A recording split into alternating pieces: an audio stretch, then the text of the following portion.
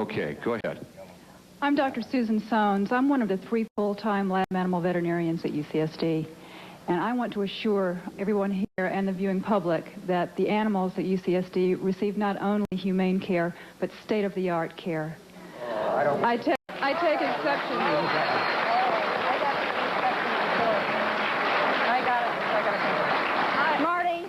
I appreciate the statement, but you've already discovered that we're never going to reach consensus on it. Yeah. But no, thank you. I appreciate it. I'm in the laboratories every day, and this notion of torture is absolute nonsense. You are not in the lab every day, so you don't know. And okay, let's let him respond. Okay, come on. Stay cool. Okay, go ahead. Marty?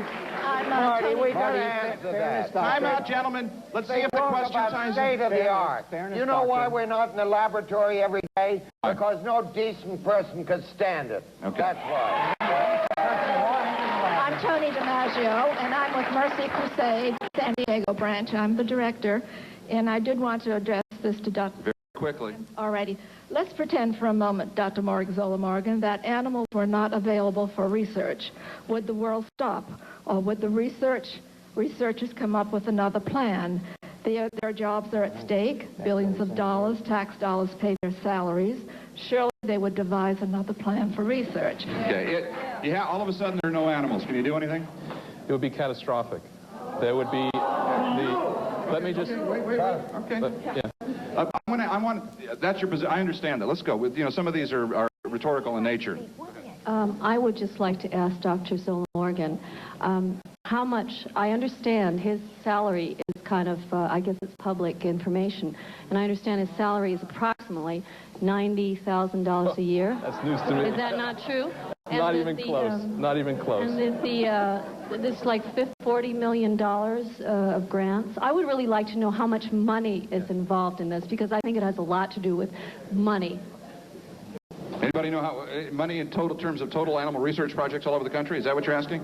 Does anybody know the answer to that? About five. $8 to $10 billion are spent every year. Billion with a B? Billion with okay, wait.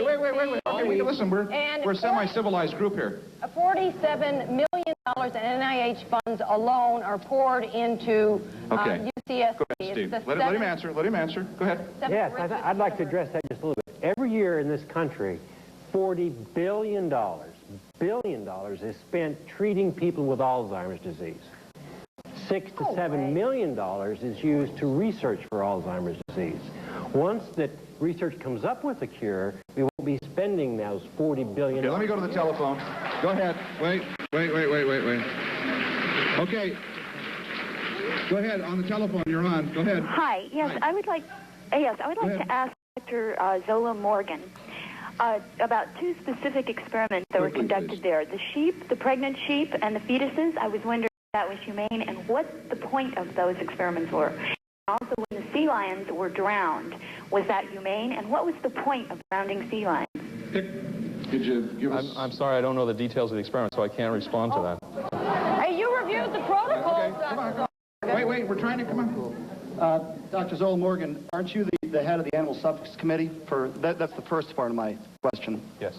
Okay, second of all, I have a number of questions really quickly. Just one. Okay, first of all, does Dr. Zola Morgan see any patients, any human patients? And he's not an MD. He's not an MD, so he's been working on the same experiment from my calculation since 1983. Is that correct? 1979. 1979. Do you see, you're a psychologist. Do you see patients as a psychologist? See patients in the research setting. It's not the same experiment at all. We are primarily studying different brain areas involved in memory. Okay, go ahead on the telephone while we get around here. You'll be next, I promise. Go ahead.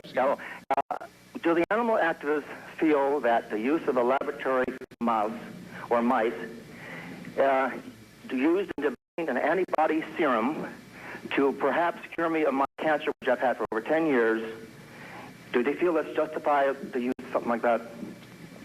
Doctor, is the use of mice to potentially develop some serum worthwhile? The use of mice since 1971, when the NIH declared the war on cancer, has basically been a qualified failure. There have been no substantial increases in cures. Okay. Phyllis Myers, and my question is for Dr. Breslow. I'd like to get back to use of pets, our dogs and cats that come from the pound. Are dogs and cats good research, to use research? Are they good for that?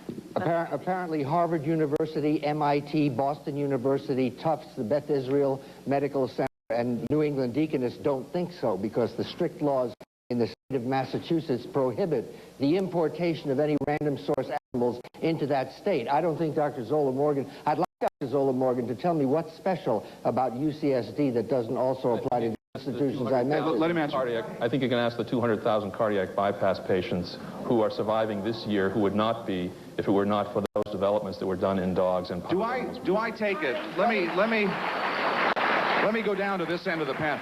Do I take it that, I hate to ask hypotheticals, if the computer does it better, if the cell culture does it better, if there are other models that do it better, we would be there. You would halt your animal research. Look, it's costly to use animals. It has its issues of humanity. We are all concerned about the use of animals. There are so many things that mitigate against using animals. The only reason we do use them is because we can't use these other possibilities at this time. Go ahead. I'm Dr. John Walsh. I'm one of the physicians with the Trauma Center at UCSD Medical Center. I am involved in patient care. I am an MD, and I'm also involved in research.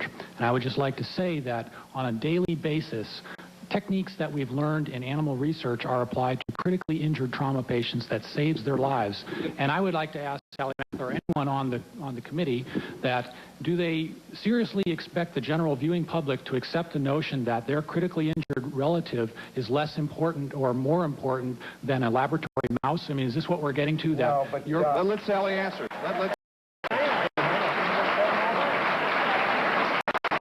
You know, I'll make it very brief. In the course of my animal career, I've fought, as many people know, hunters. I fought the beaters of Dunda that we saw Lisa Landers stand up a minute ago. I fought some very difficult and powerful enemies. But never have I fought any one enemy that is as sure they're absolutely right as these highly overpaid, these duplicating, these cruel and rotten researchers. Let me say that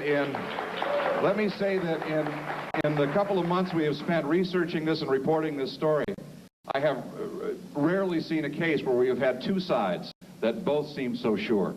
We'll have a break.